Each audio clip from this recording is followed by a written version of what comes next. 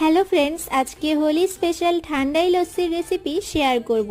ঠান্ডাই লস্যি বানানোর জন্য প্রথমে চিনি, আমন্ড, কাজু, পেস্তা, শুকনো গোলাপের পাপড়ি, মৌরি, পোস্ত, গোলমরিচ, এলাচ আর কেশর ভালো করে গুঁড়ো করে নেব। তারপরে একটা বাটিতে দই নিয়ে নেব আর তার মধ্যে দিয়ে দেব অল্প দুধ।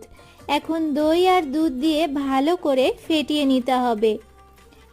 যেহেতু আমি এখানে ঠান্ডাই মশলার মধ্যেই চিনি দিয়ে নিয়েছি, সেই জন্য আর চিনি দিলাম না। আপনাদের যদি আর একটু মিষ্টির প্রয়োজন হয় তাহলে এই দইয়ের সাথে চিনিটা দিয়ে ফেটিয়ে নেবেন।